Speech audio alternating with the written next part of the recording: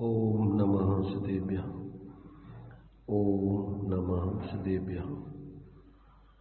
ओम नमः सदेभ्यः।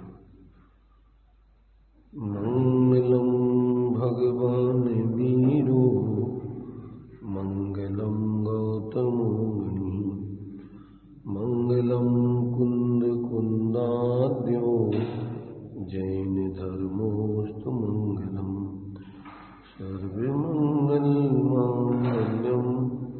सर्वकल्याणकारकं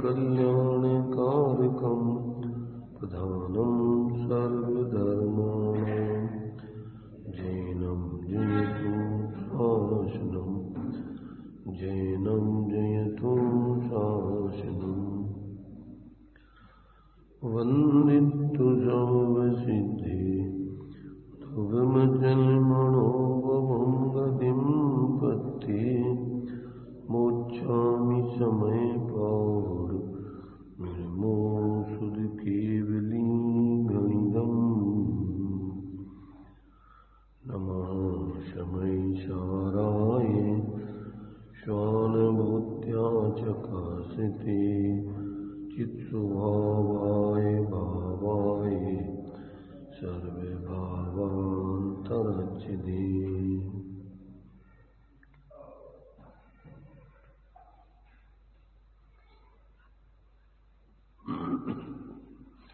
49वीं गाथा अपनी समय सारणी की चल रही है।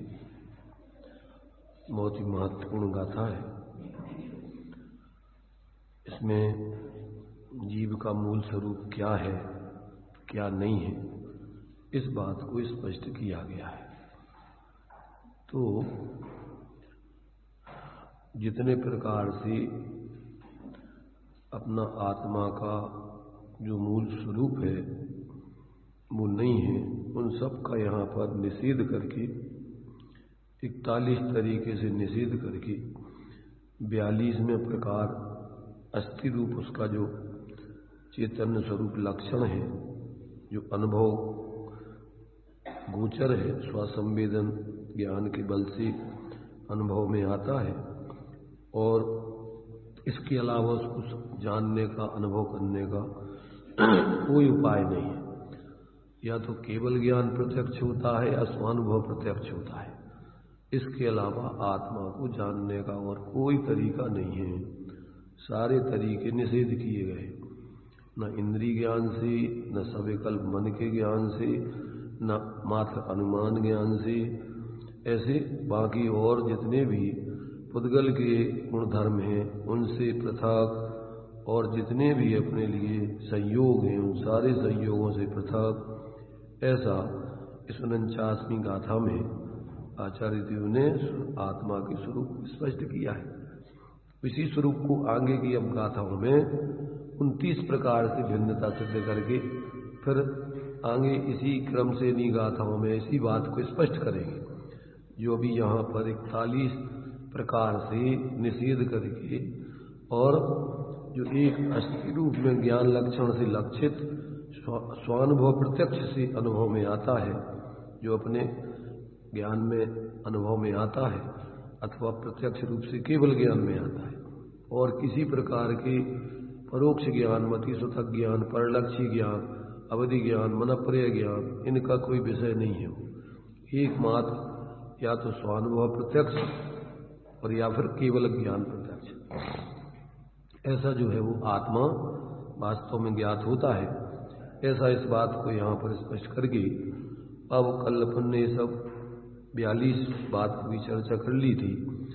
आज उसके ऊपर जो 2 कलश दिए हुए हैं आचार्य अमृतचंद देव ने, उन कलशों के माध्यम से अब उसी बात को कलश के माध्यम से पहले स्पष्ट करते हैं, और फिर एक कलश के माध्यम से आगे के स्वरूप का उसमें जोड़ बता करके आत्मा क्या है और आगे क्या नहीं है, उसका जो है सुमेल बना के आगे का कलश लिखते हैं, आगे की गाथाओं के संकेत रूप।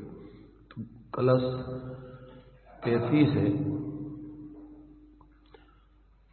इस 35वें कलश को अपन पढ़ते हैं, जिसमें जो आचार्य देव ने आत्मा के स्वरूप को स्पष्ट किया है। मैंने जो इस 35 अभी जो 49वीं गाथा में जो अपन ने आत्मा के स्वरूप को किस रूप में है, उस रूप को एक कलश के माध्यम से अभी स्पष्ट कर रहे हैं सारांश के रूप में। शकलमपि विहाय आनाय चित शक्ति दिखते स्फुटत स्फुटत रमवप अनुभव स्फुटत स्फुटत स्फुटत स्फुटतर मवगाये स्वं चाचित शक्ति मात्रम इमम उपरि चरंतम चारु विश्वस्य साक्षात् कलयत परमात्मा आत्मा आत्मान आत्मान आत्मन्यनंतम। क्या कह रहे इसमें? चित शक्ति रिक्तम, चित शक्ति से रहित यानी चैतन्य पने रूप से रहित, शकलम अपि अन्य समस्त भावों को अहनाय मूल से विहाय छोड़कर, क्या माने और स्फुट तरम प्रगट रूप से, स्फुटम स्फुटतरम माने अत्यंत प्रगट रूप से, स्वम चित शक्ति मात्रम अपने चित शक्ति मात्र भाव का अवगाह्य अवगाहन करके, चित शक्ति मात्र का अवगाहन, जैसे अपन पानी में अवगाहन करते हैं, डूबते हैं, उसमें प्रवेश करते हैं, ऐसे ही अपने उस चित शक्ति स्वरूप में अवगाहन करके उसमें लीन होकर के विश्वस्य उपरि समस्त पदार्थ समूह रूप लोक के ऊपर चारुचरंतम सुंदर रीति से प्रवर्तमान ऐसे इमम इस परम परम एकमात्र अनंतम अविनाशी आत्मानम आत्मा का, आत्मा अर्थात भव्य आत्मा, आत्मनि आत्मा में ही साक्षात कलयतु साक्षात अनुभव करो। ये कह रहे हैं कि संपूर्ण विश्व से पृथक, इस संपूर्ण विश्व के ऊपर तैरने वाला है, अथवा ऐसा कहें अपन कि संपूर्ण विश्व जिसके ऊपर तैरता है। संपूर्ण विश्व के ऊपर ये तैरता है, अथवा संपूर्ण विश्व इसके ज्ञान में ऊपर ऊपर दिखाई देता है। या तो इन सबसे पृथकता बताना है तो अपन ऊपर हो जाओ, उन सबको अपने से पृथक अलग कर दो, नीचे कर दो उनको, और या फिर इनको सबको अपने से बिल्कुल अलग ऊपर कर दो, अपन उसके माने अपना ज्ञान स्वरूप आत्मा नीचे हो पूरा, और ये सब ऊपर ऊपर तैरते रहे। जैसे पानी के ऊपर कोई भी चीज लकड़ी वगैरह डालो तो ऊपर ऊपर तैरती है, ऐसे ही सारा विश्व अपने ज्ञान के ऊपर ऊपर तैरता है। तो ऐसा जो है ये कह रहे हैं आचार्य देव कि ये चैतन्य शक्ति से, जो चित्त शक्ति से रहित ऐसा अन्य समस्त भावों को मूल से छोड़कर, यानी अंदर से भेद विज्ञान करके और फिर प्रकट रूप से अपने चित्त शक्ति मात्र भाव का अवगाहन करके उसमें लीन होकर के और समस्त पदार्थ समूह रूप लोक के ऊपर सुंदर रीति से प्रवर्तमान, यानी इन सबसे पृथक ऐसा अपना स्वरूप जो है सुंदर रीति से पृथक इस एकमात्र अविनाशी आत्मा का, हे भव्य आत्मा, आत्मा में ही साक्षात अनुभव करो। ऐसा इन सबको अलग छोड़ करके अपने चैतन्य स्वरूप आत्मा में अवगाहन करके और उसका अनुभव करने चाहिए। भावार्थ में भी उन्होंने एक सवा लाइन लिखी है, यह आत्मा परमार्थ से समस्त अन्य भावों से रहित चैतन्य शक्ति मात्र है, उसके अनुभव का अभ्यास करो, ऐसा आचार्य देव उपदेश देना चाह रहे हैं। मतलब क्या है, अनेक अनेक दृष्टिकोणों से अपने ज्ञान में सभी अन्य पदार्थों की पृथकता करा करके, देखो पृथक तो हैं, पृथकता करा करके अपन जो कहते हैं तो वो तो अपन को सिर्फ भेद विज्ञान कराने की बात है। अपना ज्ञान संपूर्ण परभाव, पर द्रव्य, उनके गुण, उनकी पर्याय, उनके निमित्त से होने वाले अपने विकारी भाव, भावक भाव आदि, इन सब से अपना ज्ञान स्वरूप आत्मा पृथक है। अब उसको अपन को जानना है पृथक, जैसा है वैसा जानने का नाम सम्यक दर्शन है। अब है तो अपन चैतन्य स्वरूप, और अपन अपने को अन्य रूप जानते मानते हैं और मिथ्या कल्पनाएं करते रहते हैं, बस ये भ्रम है सिर्फ। तो भ्रम को तोड़ना मात्र है, और भ्रम को तोड़ करके अपने को अपने रूप जानना मानना और अनुभवना है, उसमें स्थिर होना है और कुछ नहीं करना। माने जो अपना मूल स्वरूप है उस स्वभाव से तो पृथक है ही, परंतु अपनी परिणति में, अपने ज्ञान श्रद्धान आचरण में आज तक अपना लक्ष्य वहां गया नहीं, उसका अनुभव किया नहीं, तो इसलिए ये परिणति निरंतर बाहर बाहर भागती रहती। इसलिए आचार्य अमृतचंद देव इस ग्रंथ की टीका लिखते हुए कहते हैं कि कर्म के निमित्त से हमारी ये परिणति मलिन हो रही है। और अब हम इस ग्रंथ की टीका करके क्या चाहते हैं कि हम परम विशुद्धि चाहते हैं। इसमें इसको ग्रंथ की टीका करते हुए आचार्य देव अपनी ये भावना व्यक्त कर रहे हैं कि हम जो है ग्रंथ लिख रहे हैं, तो इस ग्रंथ लिखने का हमारा प्रयोजन क्या है कि हम वास्तव में अनादिकाल से हमारी परिणति मोह के निमित्त से कलुषित हो रही है। ये तीसरे नंबर का कलश पहले ही गाथा में ने अपना दिया है।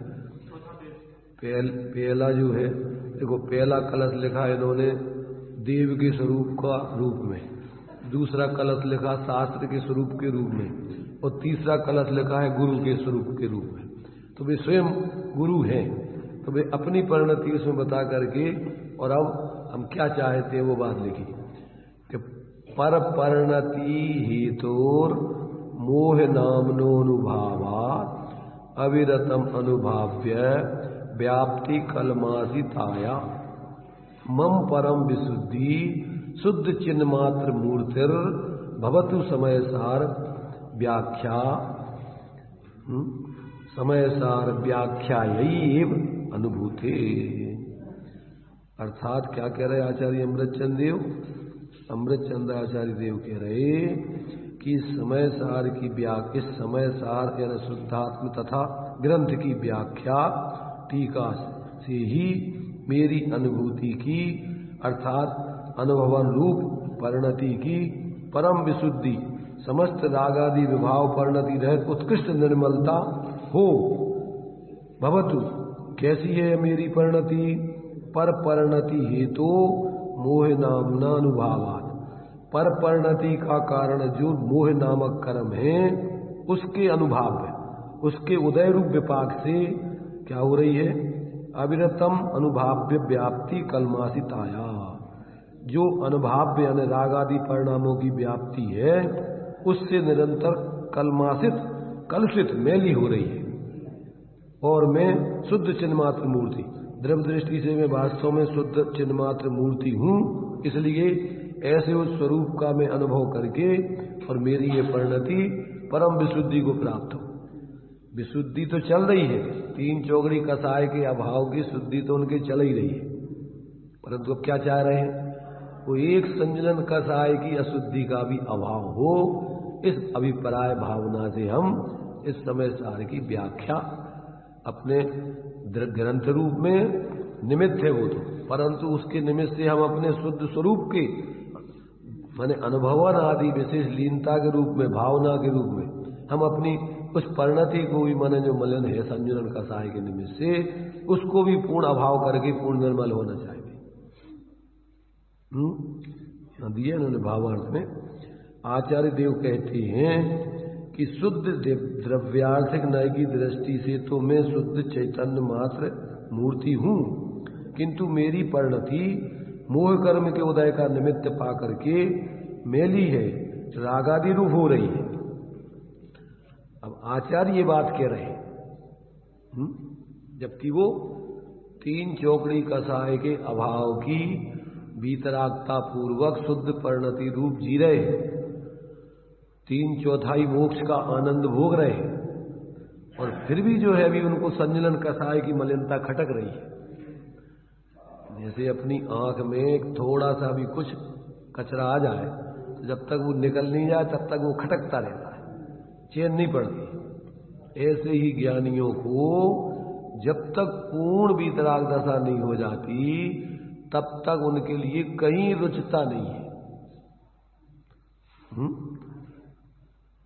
आश्रव दुख कार घनेरे बुद्धिवंत तिने, बुद्धिमान जब तक उन आश्रमों को पूर्ण उससे निर्वृत्ति नहीं कर लेते तब तक उनके लिए चैन नहीं पड़ती, कहीं रुकते नहीं, अटकती नहीं। जितनी जितनी शुद्धि हो जाती है उस शुद्धि, वो तो अपना शुद्धि प्रकट करना अपना स्वभाव है, इसलिए उसमें वो तो अपना स्वभाव है, इसलिए उसका तो वास्तव में होना ही चाहिए।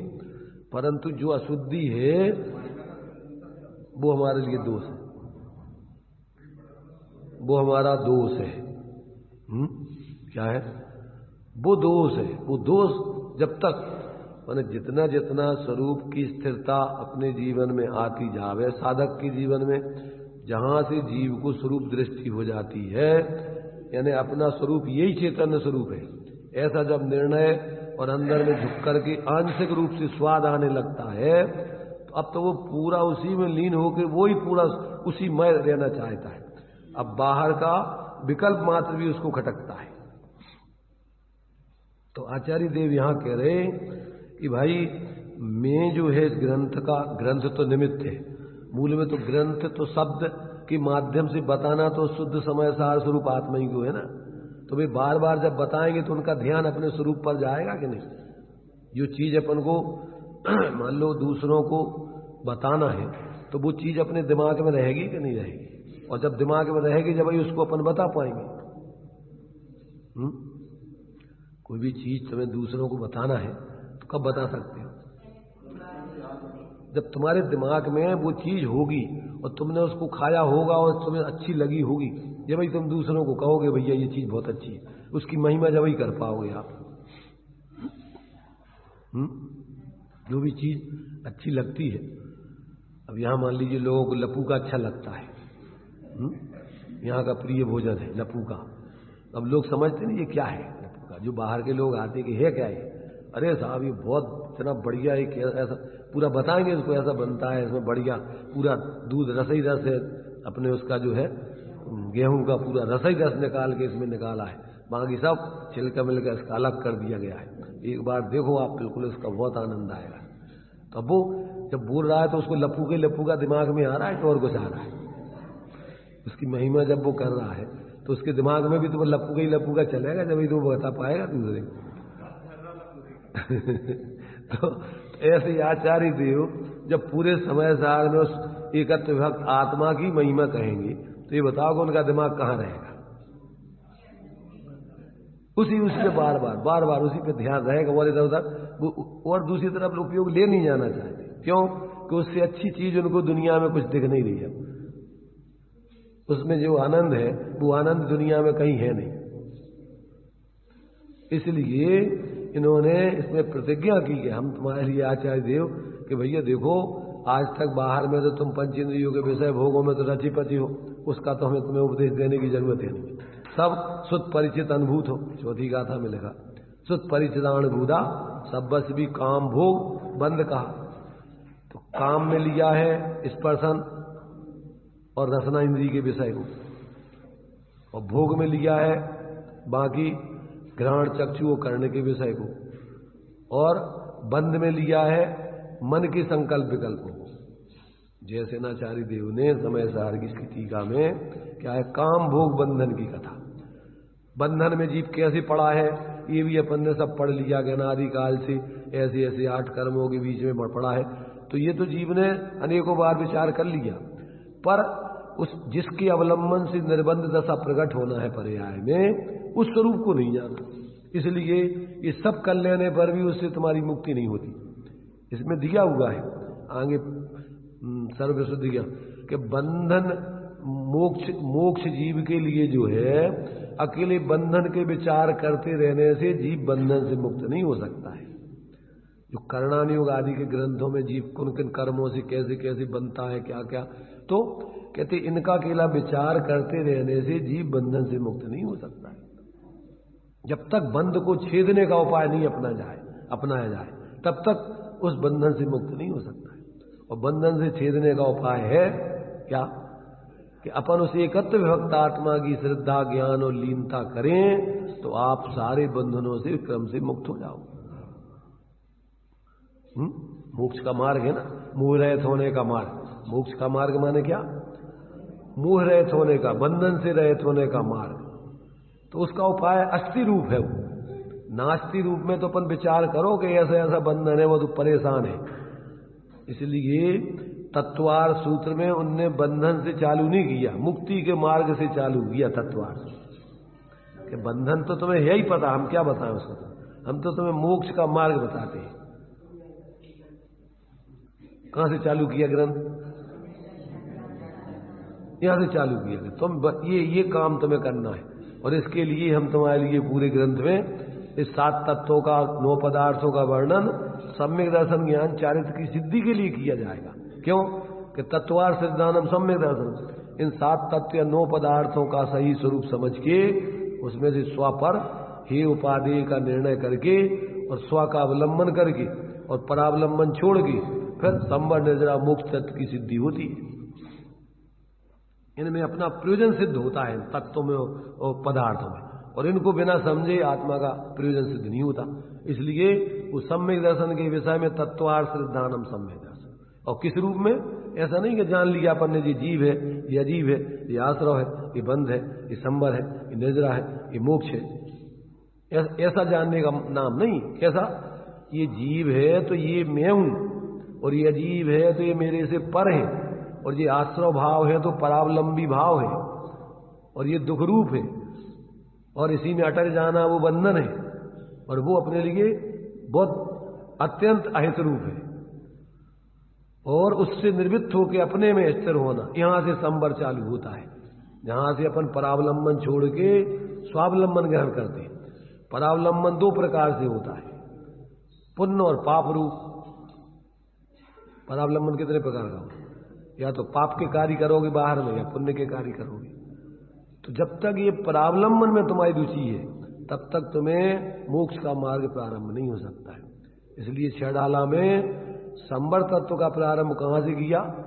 जिन पुण्य पाप नहीं कीना, आत्म अनुभव चित दीना, तिन ही विधि आवत रोके, संवर लय सुख अवलोके। ये कोई दौलत राम जी ने नहीं लिखा, ये तो उनने सब ग्रंथों में से उनने अपना हिंदी में लिखा है। तत्वार सूत्र में यही बात लिखी, आश्रव निरोधा संवरा। और आश्रव पहले उनने कितने प्रकार के बतलाए? शुभा अशुभस, शुभाशुभस क्या है? नहीं, काय वांग मना कर्म योगा शास्त्रवा, शुभा पुण्यस अशुभा पापस। 2 प्रकार के आश्रव होते, पुण्य और पाप। और वही बात भी कह रहे हैं, आश्रव निरोधा संवरा। तो पुण्य पाप से रहित अपने स्वरूप का अनुभव करोगे तो यहां से संवर होगा। तो इसी का उनने पद्य अनुवाद किया है।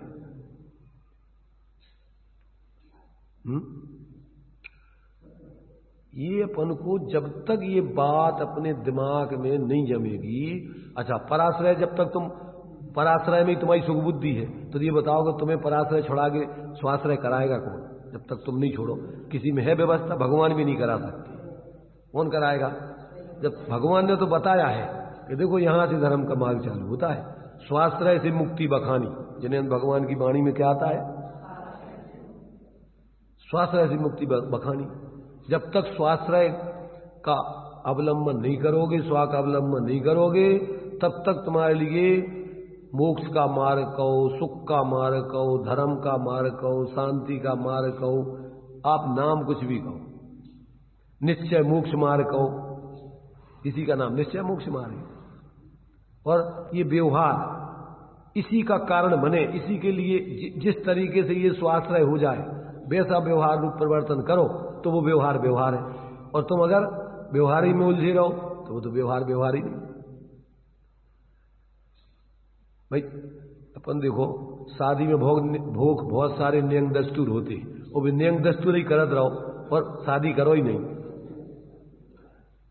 कहूँ तुम्हारे से जो है कहूँ पानी में कहूँ अंगूठी डालत रहो, कहूँ वही खिलत रहो, खेल खिलौने खिलत रहो, और वो शादी को वो तुम्हारा दस्तूर जो है वो निकल ही जाते हैं। कौन सो एक मुहूर्त होता है ना जब वरमाला डाली जाती और वो मुहूर्त ही निकल जाए खेल खिलौने में तुम्हारे। ऐसे ही तुम्हारा जीवन को मुहूर्त ही पूरा हो जाए और तुम्हें तो ये नहीं खेल खिलौने में उलझे रहो, क्या होगा? अब मतलब नहीं है। ऐसे ही बेरेंगे आपको ऐसे ही वापस आना पड़ेगा, आपकी प्रयोजन की सिद्धि नहीं होगी। जो लाड़ी को लेके आना था अब लाड़ी नहीं आएगी साथ में, वापस गाड़ी तुम्हारी जो होगी तो खाली गाड़ी आ जाएगी लौट के। तो ऐसे अपन को मुक्ति वधु रूपी लाड़ी से अगर अपन को शादी करना है तो क्या करना पड़ेगा? वो मुक्ति वधु अपने क्या है, अपने उस निःशुद्धात्म तत्व के अवलंबन से प्रकट होती है, उसके आश्रय से वो उसका अवलंबन करती है। जब सम्यक दर्शन रूपी वरमाला जब अपने स्वभाव उस स्वरूप की अंदर में जो अपनी परिणति उसमें झुकना चालू होती है, वहां से तुम्हारी अब शादी होकर के और हमेशा के लिए तुम्हारे लिए वो लाड़ी तुम्हारी हो जाएगी। ऐसी अपनी परिणति जहां से सम्यक दर्शन हुआ माने वरमाला डाल दी, अब उसके चारों तरफ घूमो, वरमाला डाले, क्या करना? अब जिंदगी भर उसे ही घूमते रहो आपस में। कहां वो पत्नी अपने पति के ही आगे पीछे घूमती रहेगी जिंदगी भर, अब इधर उधर कहीं नहीं जाएगी, कहीं भी चली जाए पर उसके दिमाग में पति बसा रहेगा। ऐसी अपनी परिणति अपने निज शुद्धात्मा को छोड़ के कहीं जाने वाली नहीं। अब इसलिए मुक्ति वधु के कंठ वो अपनी शुद्धात्मा की परिणति अपने आत्मा के आश्रय से ही, तो मुक्ति रूपी जो वधु है वो क्या है, वो आत्मा के आश्रय से प्रकट होती है, मोह रहित परिणति। अब इसमें आनंद है। भाई लोक में अपन देखते हैं कि लोग बाग शादी कर लेते हैं, सोचते चल अब अपन सुखी हो जाएंगे लौकिक दृष्टि से। जब तक शादी नहीं होती तो लोग सोचते हैं यार बहुत अपन परेशान हैं, और सारा का सारा काम, नौकरी चाकरी धंधा, आजकल तो बच्चों को अपन बाहर भेज रहे पढ़ने को, किराए से मकान दिला करके शहरों में, काहे के लाने कि गांव में शादी नहीं करती लड़कियां। जितना व्यवहार है वो काहे के लिए कर रहे उसी के लिए शादी के लिए कि भैया इस लड़के को पढ़ाना है तो काहे के लिए कि शादी हो जाए अच्छे से। ऐसे ही अपन को यहां जितना भी धर्म व्यवहार होता है वो सारे अपने उस परमात्मा शुद्धात्मा की श्रद्धा ज्ञान लीनता के लिए कारण बने तो सोचोगे वो व्यवहार, और उसका कारण नहीं बने तो समझ लेना कि वो तुम्हारी अविवेकता है, वो व्यवहार नहीं है। भाई साधे जो परमार्थ अपना जितना व्यवहार है, जिस लक्ष्य के लिए वो व्यवहार है, वो लक्ष्य की सिद्धि होवे तो व्यवहार है, और लक्ष्य तो सिद्ध ही नहीं होवे। अपन दुकान खोल रहे हैं, दुकान खोलियों का प्रयोजन क्या है? माल पानी ला के बेचना कि आमदनी करना? और आमदनी तो होवे नहीं, दुकान खूब चलाओ अपन है तो नौकरी हो फालतू की और पटवारीगिरी हो गई ना, कभी मतलब नहीं है। ऐसे ही अपन को अपने आत्मा की अंदर में श्रद्धा ज्ञान लीनता रूप प्रवृत्ति जब तक नहीं होगी तब तक आपका जो भी कर रहे हैं वो आपका व्यवहार सार्थक नहीं है, सफल नहीं है। जो छेड़ाला में दी अब व्यवहार मोक्ष मग सुनिए हेतु नियत का हुई, उस निश्चय का कारण बने जो व्यवहार, वो व्यवहार है। और उस व्यवहार में उन्होंने 6 द्रव्य 7 तत्वों को विशेष भेद रूप से समझाया। व्यवहार क्या समझाया? देखो सामान्य से तो अपन ने बता दिया, जीव अजीव तत्तरु आसो बंदरु संबर जानो, निर्जर मोक्ष कहे जिन को ज्यों का त्यों सरधान। अब फिर हेमानु ज्यों का त्यों सरधान कैसे होगा? ज्यों का त्यों सरधानो है सोई समकित व्यवहारी अब इन रूप बखानो, तिनको सुन सामान्य विशेष दृढ़ प्रतीत वरानो। अब उनका स्वरूप सामान्य विशेष, सामान्य से तो जीव है, अब विशेष रूप से क्या है जीव? बहिरातम अंतर्यातम पर माताम जीवे त्रिधाय। ये जीव के विशेष हो गए। सामान्य से जीव कई प्रकार के हैं। सामान्य से जीव का क्या स्वरूप बताया? चेतन को है उपयोग रूप, चिन्ह मूरत बिन मूरत अनूप, पुद्गल नव धर्म अधर्म काल, इनते न्यारी है जीव चाल। तो सामान्य से सब जीवों का स्वरूप ऐसा ही है। अब ये विशेष समझना जरूरी है जीवों के। कौन से विशेष? कि सामान्य से जीव एक रूप होने पर भी विशेष तरीके से जीव तीन प्रकार से जीता है। अब विशेष को नहीं समझो तो सामान्य के समझ लेने से काम नहीं चलेगा। सामान्य शास्त्र तो नूनम और विशेष बलवान भाभी। सामान्य से तो भैया मोबाइल चाहने और तुम मोबाइल चलाओ कैसे जादू के विशेष नहीं समझो, तुम मोबाइल को क्या करोगे? खाओगे क्या फिर? और क्या करोगे? उसका उपयोग कैसे लोगे उसको? भाई मोबाइल काय के लाने ले रहे तुम? अब उसका विशेष तुम्हें जब फंक्शन पूरे पता नहीं हो कैसे में से कैसे बंद किया जाता है, कैसे खोला जाता है, कैसे इसमें जब क्या होता है, मैंने अपन को फोन करना है तो कहाँ से करना है, अब ये पूरा ज्ञान नहीं हो उसको, तो उस मोबाइल सामान्य से तो मोबाइल ले लो तुम, अब करोगे क्या उस मोबाइल का? ऐसे सब जीव है सामान्य से। परंतु अब कौन से जीव है? बहिरात्मा है कि अंतरात्मा है कि परमात्मा है? अब ये विशेष भाव नहीं समझोगे तो तुम अब उस जीव का क्या होना है ये बताओ? सारा काम तो तुम्हारा विशेषों में होना। इसलिए अपन को बहिरात्मता ही जान तक अंतरात्म हुजे और परमात्म को ध्याय निरंतर जो नितानंद हुजे। तो अब वो सात तत्व सामान्य से तो कह दिए, परंतु तिनको सुन सामान्य विशेष है। अब वे व्यवहार का नाम ये है कि अब तुम्हें सामान्य और विशेष उसका स्वरूप समझा रहे ताकि तुम उसमें से अपना प्रयोजन निश्चय का साथ सको। अब जब तक तुम्हारा ना इतनी कह रही परद्रव्यंत भिन्न आप रुचि सम्यक भला, आप रूप को जान पुनः सम्यक ज्ञान कला, आप रूप में लीन रहे फिर सम्यक चारस हुई। अब आप माने कौन? आप माने जो दिख रहा हो जो कि आप माने जो मिथ्या दर्शन ज्ञान चार के भाव चल रहे वे कौन? आप माने कि जो अंदर में जानना देखना चल रहा वो। अब कौन तुम? साथ में तो अपने अभी बाहर में शरीर संयोग दिख रहा है, अंदर में राग द्वेष मोह के भाव चल रहे हैं और अंदर में जानने वाला ज्ञान स्वभाव चल रहा है। तो इनमें से तुम कौन हो? संयोग हो, संयोगी भाव हो कि ज्ञान स्वरूप अंदर आत्मा हो? अब जब तक तुम विशेष नहीं समझो तो तुम अकेले समझ लो अपन जीव है, सब जीव है। कौन से जीव हो तुम? मनुष्य जीव हो? कौन से जीव हो? है? रागी द्वेषी जीव हो कि ज्ञाता दृष्टा जीव हो? कौन से जीव हो तुम? अब उसमें नए विभाग से समझना पड़ेगा कि अपन को अगर अनुपचरित असद्भुत व्यवहार से विचार करो तो एक चित्रावगाई संबंध वाला ये शरीर अभी साथ में है, तो इसके निमित्त से अपन को अभी संसारी जीव अपन को कह रहे हैं, पर मनुष्य जीव कह रहे हैं, परंतु वास्तव में जीव अलग है और ये शरीर आदि अलग है। जल पय ज्यों जिये तन मेला पे भिन्न भिन्न नहीं भेला, तो प्रगट जो दे धन धामा क्यों है मिला। तो वहां अपन को भेद विज्ञान करना। साथ में अब ये आश्रव भाव भी चल रहे हैं, वो आत्मा की परिणति में चल रहे हैं, परंतु वो आत्मा का स्वभाव नहीं है। अब उससे भी भेद विज्ञान करना। जो भी अपन ने गेय ज्ञायक संकर दोष भाव भावक ये क्या है? यही तो भेद विज्ञान करना है इसके अपन को। अनादिकाल से जीव गेयों में और राग द्वेष मोह में एकत्र बुद्धि करके जी रहा है, यही तो मिथ्या थे। और मिथ्या थे क्या? इसी का भेद विज्ञान कराने के लिए पूरा समय साल लिखा है। 29 भावों से अभी जो अपना विषय चल रहा है, आगे 29 भावों से जीव को भिन्न अंदर में भिन्नता करना है। अब इसका अगर अपन देखो लोक में तो अपन सारी विशेषताएं विशेषज्ञपना समझने के लिए जाते हैं। अगर तुम मान लीजिए जोहरी बनना है तो जोहरी के अगर तुम्हें पूरे रत्नों की परख नहीं होगी तो बन जाओगे जोहरी। तुम एक एक चीज का तुम्हें परख पूरी की पूरी। कैसी परख? अगर उसके जोहरी में कौन सा रत्न डिफेक्ट है, वो ही कपड़ा एक भी दाग आ जाता है तो नंबर 2 में रिजेक्ट कर दिया जाता है।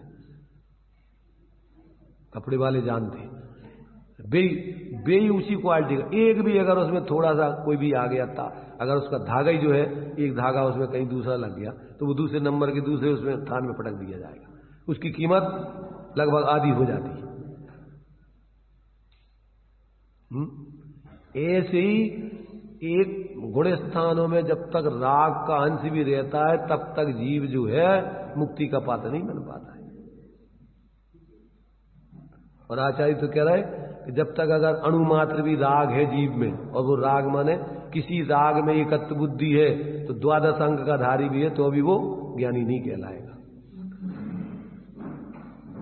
माने कहीं तुमने किसी भी विकार में तुमने एकत्व बुद्धि चल रही है कि ये तो ठीक है, तो समझ लेना कि अभी वास्तव में तुम्हें अभी आत्मज्ञान और सम्यक दर्शन नहीं हुआ, क्योंकि जब तक उसमें एकत्व बुद्धि चलेगी तब तक तुम्हें उससे भिन्न एक अपने ज्ञान स्वरूप आत्मा का अनुभव कर ही नहीं पाओगे। बीमारी मात्र में तुम संतुष्ट हो गए थोड़ी सी कि चलो तो रहने अब इतनी तो अपनी पूरी निकल गई, अब चलो इतने में कहा होने, तो क्या होगा? समझ लो कि आपको सही वास्तव में विवेक नहीं है। तो ऐसा यहां पर अपन को आचार्य देव कह रहे हैं कि भैया देखो, हम तो एकमात्र क्या चाहते हैं? परम विशुद्धि चाहते हैं अपनी, और वो परम विशुद्धि काय के बल से होगी? अपने निःशुद्धात्म तत्व के अवलंबन से, इसके अलावा कोई उपाय नहीं। इसलिए हम तुम्हें समझा रहे या ये ग्रंथ लिख रहे, तो हम अपनी विशुद्धि के लिए लिख रहे कि हम बार बार इधर उधर उपयोग नहीं भटका के बार बार अपने उस स्वरूप का विचार करेंगे, चिंतन करेंगे, उसी का ध्यान करेंगे। इसके लिए ये तो लिखने का तो एक बहाना मात्र है।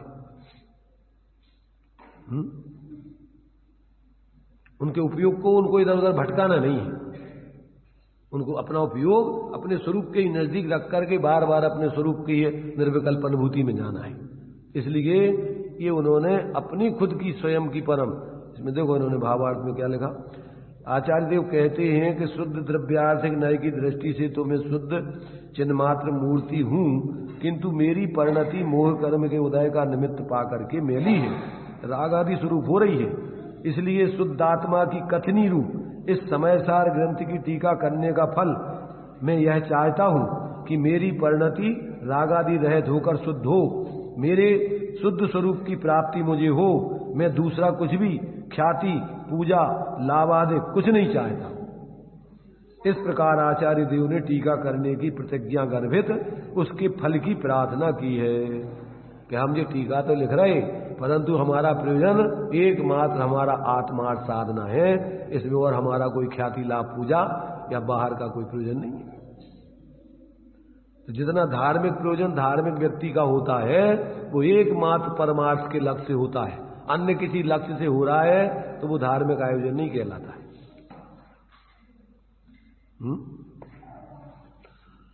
दुकानदार ग्राहक के लिए जो कुछ भी नाश्ता करा रहा है, चाय पिला रहा है, बिठा रहा है, आदर दे रहा है, तो उसके दिमाग में एक ही प्रयोजन है।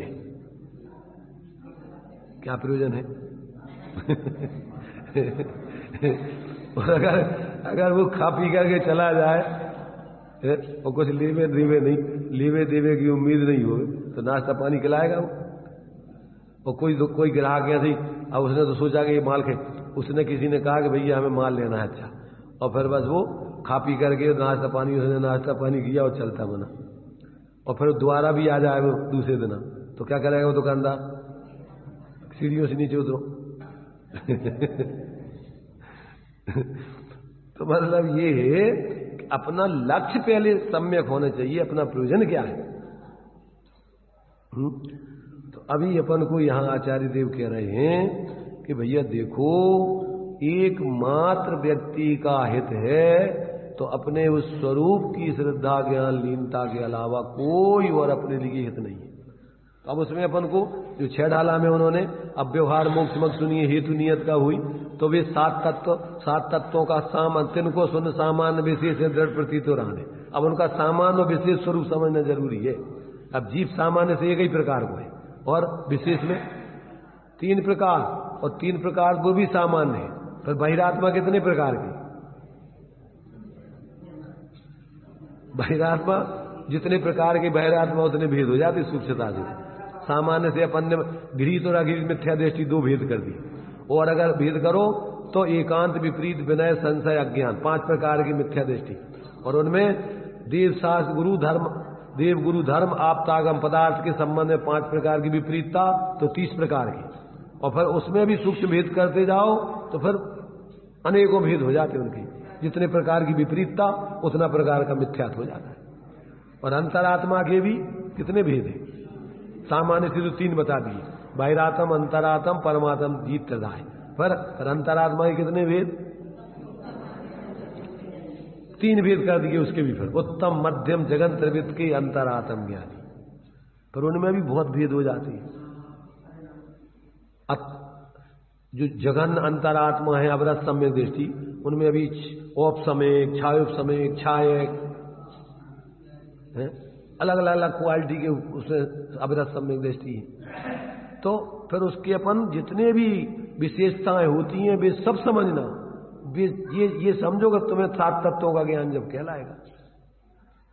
अगर तुमने वो नहीं समझा और तुमने सामान्य से समझ लिया, इतने में काम नहीं चलेगा अकेला। क्यों कि अपन को पूरा बहिरात्मपना छोड़ के अंतरात्मापना बन के और परमात्मा दशा जब तक नहीं हो जाए तब तक अपन को कहीं रुकना नहीं है। तो अंतरात्मा कहां से? चौथे गुण स्थान से लेके 12वें गुण स्थान तक की अंतरात्मा है।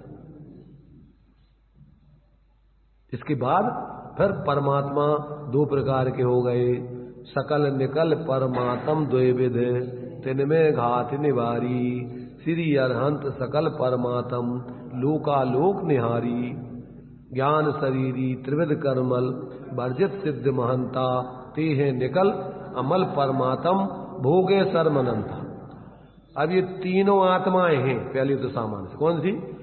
बहिर आत्मा। आत्मा कॉमन है सब में, ये आत्मा की परिणतियां हैं सब।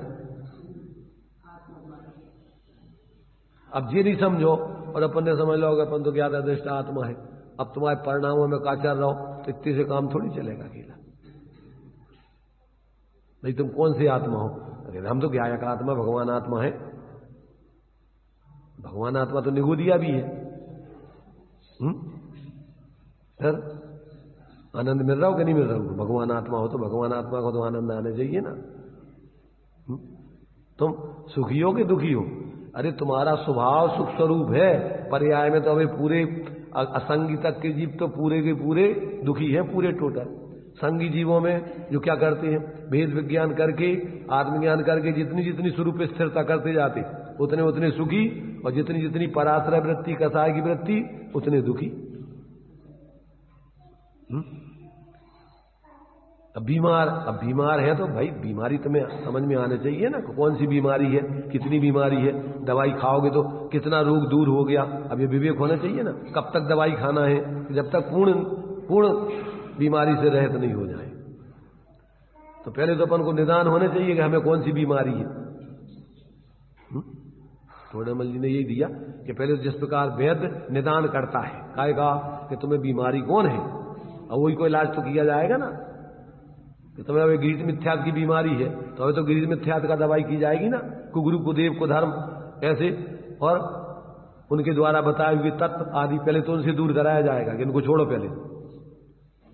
अभी तो तुम अगर ये कुपथ करते रहोगे तुम्हारी दवाई वाई होने वाली नहीं है। होगा कि नहीं होगा ऐसा बताओ? जब अपने लिए पहले तो मरीज देखा जाएगा कि मरीज कौन सी बीमारी वाला है, उसकी फिर दवाई है। एक सी दवाई नहीं होती, सबकी अलग अलग बीमारी है, सबकी अलग अलग दवाई होगी।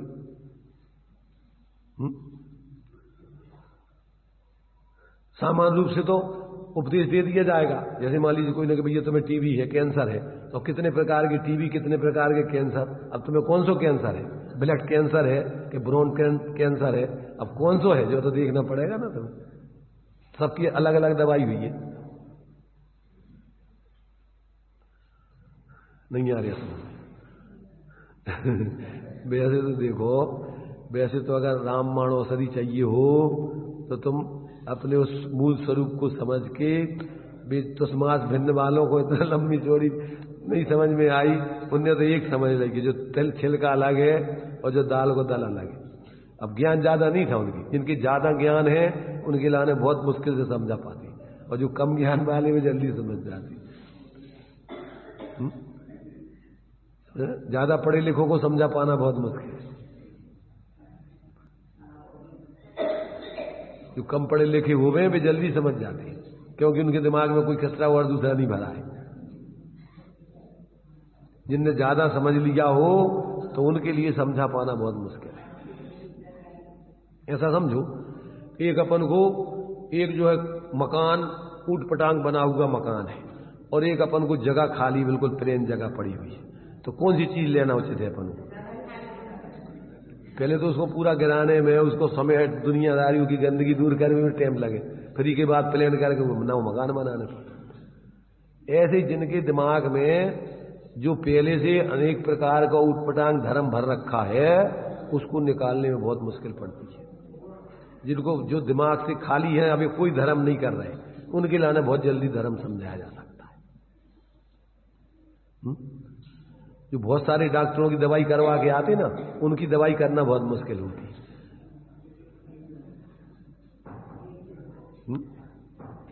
इसलिए यहां अपन को आचार्य कह रहे कि भैया देखो, तुम आज तक इस मूल चीज को तुमने आज तक नहीं समझा, इसका श्रद्धा ज्ञान लीनता अनुभव नहीं किया और आज तक भटक रहे।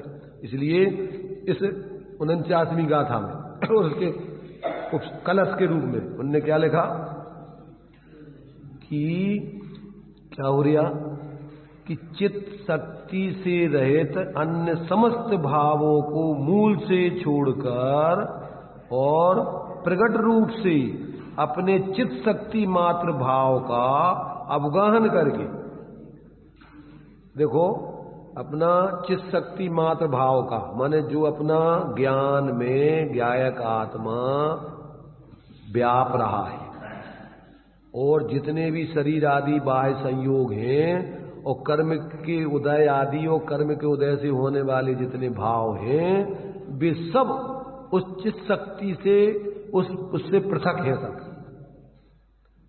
अब अपने ज्ञान में ये सब लेकर के अब अपन क्या करना, अब चित्त शक्ति मात्र भाव का अवगाहन करके जो प्रकट रूप में, देखो चित्त शक्ति कैसी है कि जो ऐसे जो भाव है, ये तो सब इन भावों को तो मूल से तुम छोड़ो, और प्रकट रूप से जो अपने चित्त शक्ति मात्र भाव का जो प्रकट है निरंतर सब जीवों को ज्ञान दर्शन के रूप में, वो चित्त शक्ति प्रकट है जो ज्ञान की प्रतिपल उठे तरंग झांकता उसमें आत्म राम। आत्मा अपने ज्ञान लक्षण से लक्षित है और कोई लक्षण से लक्षित नहीं हो सकता है। तो उस ज्ञान में ज्ञायक निरंतर आत्मा ज्ञायक, वो ज्ञायक का ही ज्ञान है, वो ज्ञायक ही है। वो अभेद दृष्टि से उसमें जैसे मीठापन और शक्कर, तो अपन शक्कर का मीठापन, जब अपन भेद विज्ञान कराना है व्यवहार से, शक्कर का मीठापन, और जब अपन को निश्चय से कहना है तो वो ही शक्कर है। मीठापन और शक्कर कोई दो चीजें अलग अलग थोड़ी है, वो उसका साधारण लक्षण है, तो उसी में पूरी शक्कर व्याप रही, तो वही शक्कर है पूरी, अभेद दृष्टि से वही शक्कर है। ज्ञान सो ही आत्मा। तो ऐसा अवगाहन करके समस्त पदार्थ समूह लोक के ऊपर सुंदर रीति से प्रवर्तमान ऐसे इस एकमात्र अविनाशी आत्मा का, हे भव्य आत्मा, आत्मा में ही साक्षात अनुभव करो। अपने ज्ञान से ज्ञान में ज्ञान ही हो, कल्पनाओं का एकदम विलय हो, फिर शांति का वास हो, भ्रांति का नाश हो।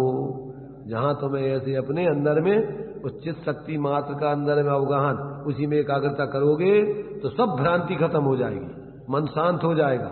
मन शांत भयो मिट सकल द्वंद, चाख्यो स्वातम रस दुख निकल। ऐसा आपके लिए कोई अलौकिक चैतन्य आत्मा का अनुभव आएगा और उसमें आप लगेगा कि हाँ वास्तव में ये कोई चीज है जो अपन को आचार्यों ने, भगवान ने, ज्ञानियों ने अपने लिए जो बताई है। तो आगम से निर्णय करो, युक्ति तर्क लगा करके तुमने ये निर्णय कर लिया, और जितने ज्ञानी उस मार्ग पर चल रहे उनसे भी सुन लिया। अब तुम इस प्रकार से अनुभव करके अब तुम्हारी बात पक्की हो जाएगी, ऐसा तुम भी उसमें एकाग्र होकर के अनुभव कर लोगे। यह आत्मा परमार्थी समस्त अन्य भावों से रहित चेतन शक्ति मात्र है, उसके अनुभव का अभ्यास करो, ऐसा आचार्य देव उपदेश दे रहे हैं। अब एक कलश उसके आगे और उसी वर्तमान दोनों को मिला के है। अब चित्त शक्ति से अन्य जो भाव हैं वे सब पुद्गल द्रव्य संबंधी हैं, ऐसी आगे की गाथाओं की सूचना रूप से श्लोक कहते हैं। अब आगे की गाथाओं में तुम्हें ये कौन जितने भाव हैं ये सब चैतन्य से रहे थे, उनको खुलासा करने के लिए फिर स्पष्ट भेद करेंगे। देखो सामान्य से विशेष अभी हमने बताया ना कि सामान्य से जीव सामान्य से एक ही प्रकार का है, पर विशेष से जब तक उसके स्वरूप को नहीं समझोगे तब तक अपन वास्तव में अपने जीवन में क्या चल रहा है वो अपन समझ नहीं पाएंगे।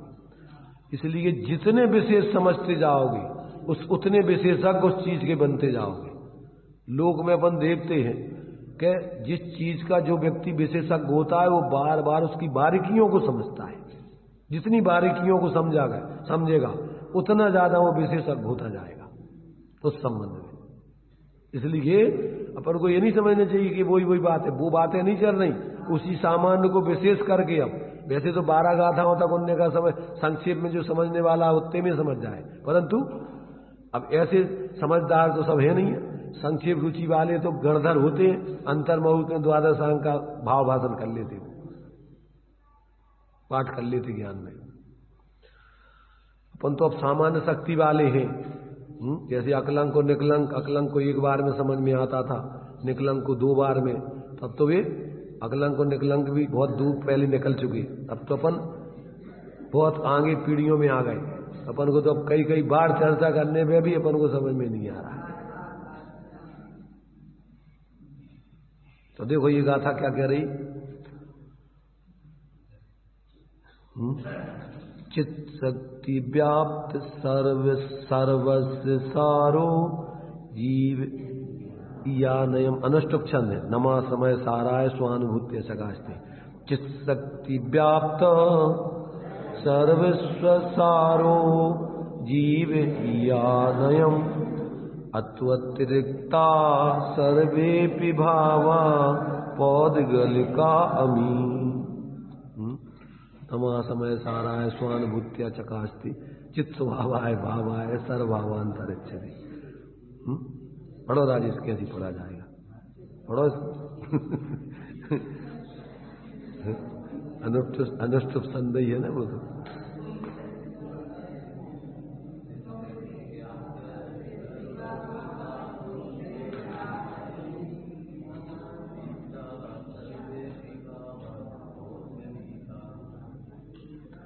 चलो भाव पढ़े पर उसका संस्कृत वाले उसकी लय, छंद का लय तो संस्कृत वाले अपनी लय में पढ़ते हैं।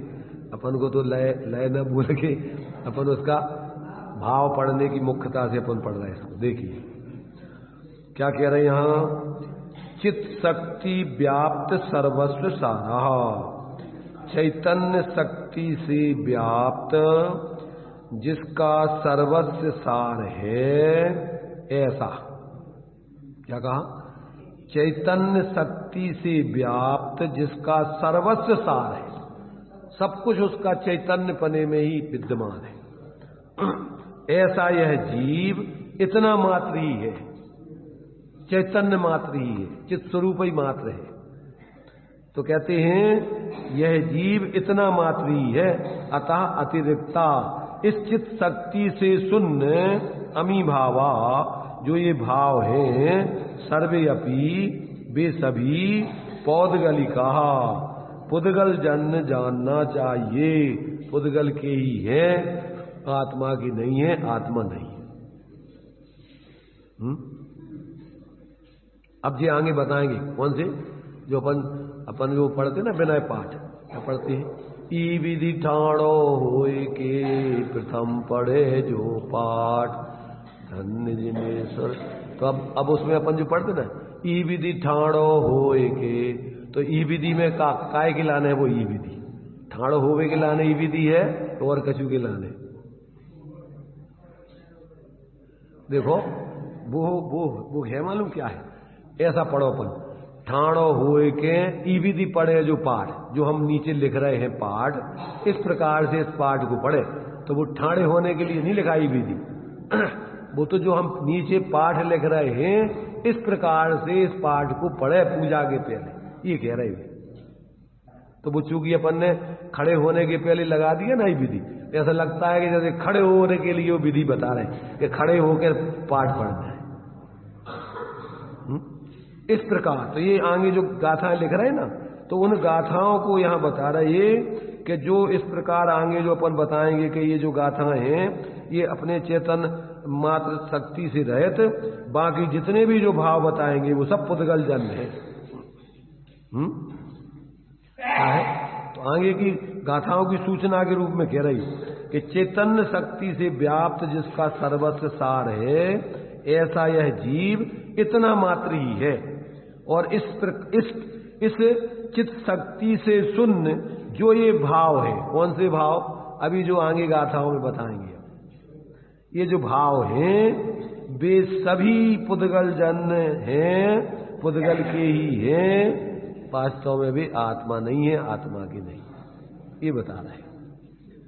तो आगे जो है इसमें अभी जो है उसका खुलासा पूरा चलेगा। अभी तो ये जो आगे की गाथाएं 6 गाथाओं में, ये अभी अपन ने जो पढ़ ली है ना, जब 49वीं गाथा में जो 41 तरीके से अपन ने स्पर्श रस गंध वर्ण शब्द आदि संस्थान, ये सब उन्हीं को जो है अब ये 29 भावों में बांट करके विशेष करके खुलासा समझाएंगे।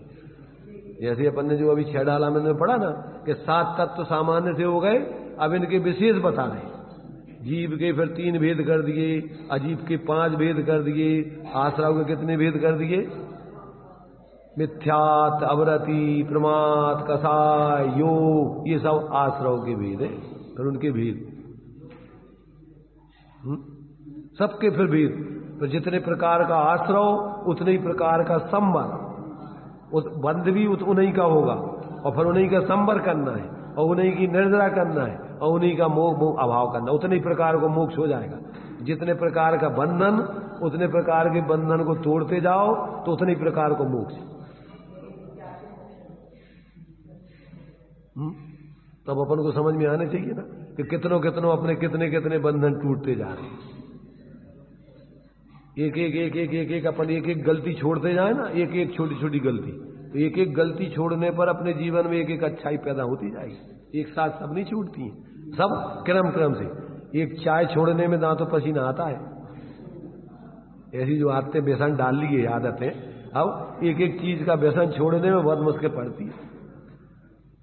बार बार बार बार भेद विज्ञान करके आदत अपन को, जैसी खोटी आदत अपन ने बार बार अभ्यास कर करके अभ्यस्त हो गए ना, ऐसे ही इसको तोड़ने के लिए ही बार बार अभ्यास करना पड़ेगा। बार बार याद कर, अरे यार चाय अपन, अरे चाय अपन को नहीं पीना, अपन को स्वास्थ्य के लिए हानिकारक है, अरे तो बेकार है, जहर है। बार बार बार तम्बाकू के ऐसी खाने लग जाए कोई, अब उसके लाने छोड़े हुए उसके लाने बहुत मुश्किल पड़ता है। पड़ता है कि नहीं पड़ता है? एक गंदी आदत डाल ली वे सब व्यसन है, ये सब जो शरीर, अपने आत्मा को तो कोई चीज की जरूरत है नहीं, पर शरीर के लिए भी जिनकी जरूरत नहीं है, और जो अपन ने खोटी आदत डाल ली है, अब उसके छोड़ने में भी अपन को, अब ये सब आश्रव भाव है। ये सब संसार दूसरों की संगति से ही खड़ा होता है, अपनी संगति से तो मोक्ष होता है। पूरा का पूरा पर संगति का ही परिणाम है पूरा संसार, सारी संगति। अब तुम्हारी जितनी पर संगति है वो सब तुम्हारी कुटेब है ही, खोटी आदत। उसके बिना तुम चैन नहीं पड़ता, कछु न कछु करे बिना चैन नहीं पड़ता, ये खोटी आदत है करने की। क्यों? कि तुम्हारा काम तो शांत रहना है, करना धरना काम थोड़ी, निष्काम स्वभाव है, और ये खोटी आदत है कछु करो। अब अपन यहाँ बैठे तो यहाँ अपन को लग रहा है कि अब जल्दी चलो अपन कछु काम करेंगे अपना, ये क्या है? अपन सुन रहे, अपना स्वभाव है मात शांत निराकुल लेना, तो इसमें अपन को मजा नहीं आ रहा। अब इधर तो अपन ने सुन लिया और अपन को रस काय में है, अब चलो अपनो काम करें। अपनो काम माने राग द्वेष मोह के काम, आश्रव के काम, संसार के काम, ये तुम्हारे काम है। तुम्हारा काम निष्काम रहने का है, तो जितना जितना तुम शांत रहोगे उतना उतना तुम्हारा काम है, और जितने जितने अशांति के काम करोगे ये सब तुम्हारा काम है। ये सब कुटीर खोटी आदत है तुम्हारी, व्यसन है जो, जैसे जो तुम्हें जरूरत नहीं है, बे आदतें पाड़नी है अपन, ऐसे ही जिए सब। इसलिए ये एक एक चीज अपन को बार बार जब तक ये अपन अभ्यास करें तो अंदर में अपन को फिर लगने चाहिए कि वास्तव में अपन कर कितना अपन कितनी अपने जीवन में विसंगति में जी रहे। पहले तो अपने अभिप्राय खोटे हैं, इसको अपन समझते धर्म के काम और उनको समझते अपने काम। धर्म के काम माने कौन के काम? ये तो धर्म को काम आए, तो धर्म को काम कौन को? जिनने धर्म को ठेका ले रखा उनको, माने जो इस मार्ग में लग गए उनको, अरे जी तो भैया उनको काम है, अभी तो फालतू आदमी है। और या फिर जब कछु काम संसार के काम के नहीं रहो तो फिर धर्म को काम फिर धर्म को काम कैसे करोगे?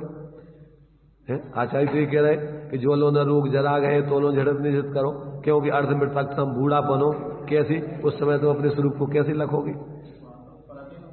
हैं? हाँ, पूरे पराधीन हो जाओगे, तो फिर कैसे तुम अपने स्वाधीनता की साधना करोगे? तुम्हारे बस की कछु उठ के चलना तुम्हारे बस की नहीं है, बैठना बस की नहीं, कुछ काम धाम बस की नहीं, मुंह चलाना बस की रहता है। फिर उसमें तो लोग वाग और कहते तुम चुप रहो, कछु काम ने धाम बैठ मुंह चलाते रहते बैठ बैठ।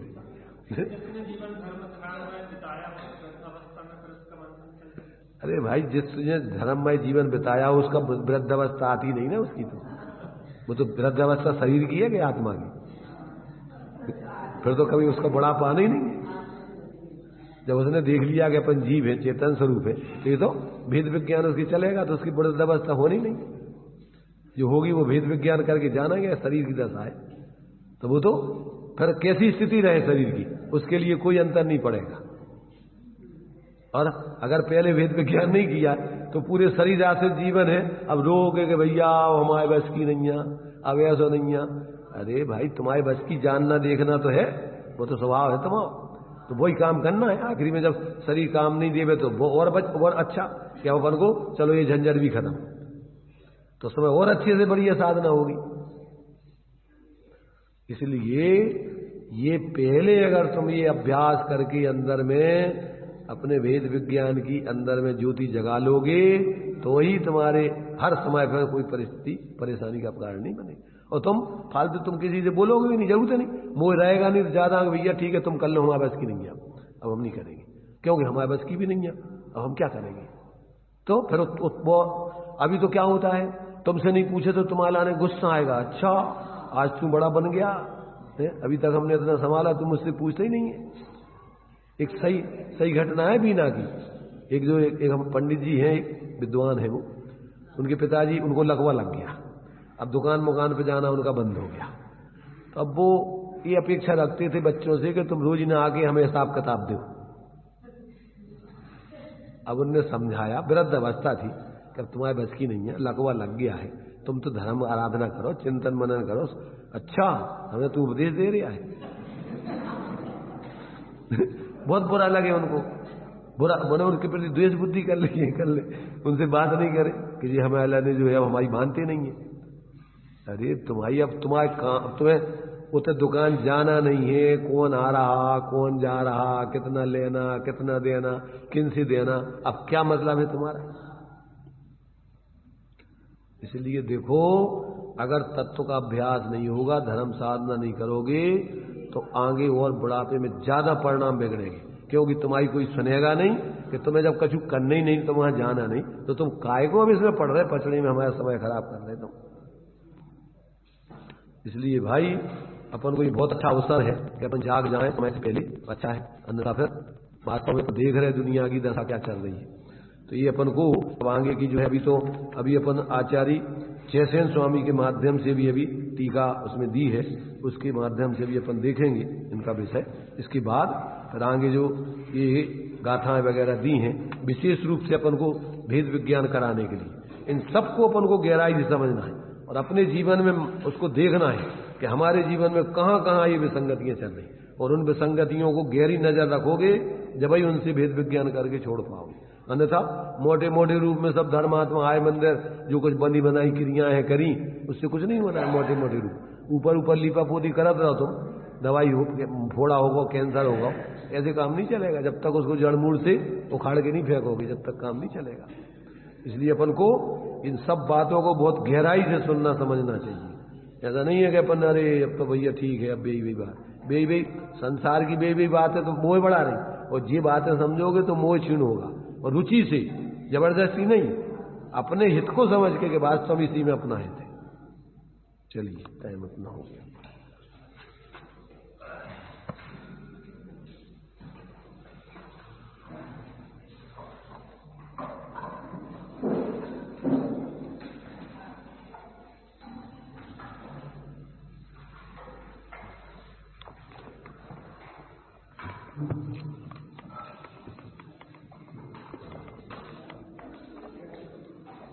चैतन्य शक्ति से रहे प्रभाव सब परिहार कर, चैतन्य शक्ति से सहित निज भाव का अवगाह कर। हे श्रेष्ठतम जो विश्व में सुंदर सहज शोधात्मा, अब उसी का अनुभव करो तुम स्वयं हैं भव्यात्मा। अब उसी का अनुभव करो तुम स्वयं हैं भव्यात्मा। ऐसा लगता है कि पिताजी अपने बच्चों को बार बार समझा रहे हैं कि बेटा अभी भी समझ जाओ, अभी भी समय है, अभी भी समय है। हर बार इतनी करुणा आचार्य कुंद देव की, आचार्य अमृतचंद स्वामी की, त्यागी जी की, आदि अन्य ज्ञानियों की, कि बार बार समझा रहे हैं, क्योंकि बाद में फिर अवसर नहीं मिलेगा। यदि अवसर चूका तो भव भव पछताएगा, फिर काल अनंत अरे दुख का घन छाएगा। इसमें दो शब्द विशेष हैं, चित्त शक्ति रिक्तम। जो प्रभाव है वह चैतन्य शक्ति से रिक्त है, और सर्व चित्त शक्ति मात्रम। तुम कैसे हो? चैतन्य शक्ति मात्र हो। जो चैतन्य शक्ति से रहित है उन समस्त प्रभावों का त्याग करो और चैतन्य मात्र जो अपना स्वभाव है उसका अवलंबन करो। शीघ्र ही हम सभी मुक्ति को प्राप्त होंगे, ऐसी मंगल भावना से।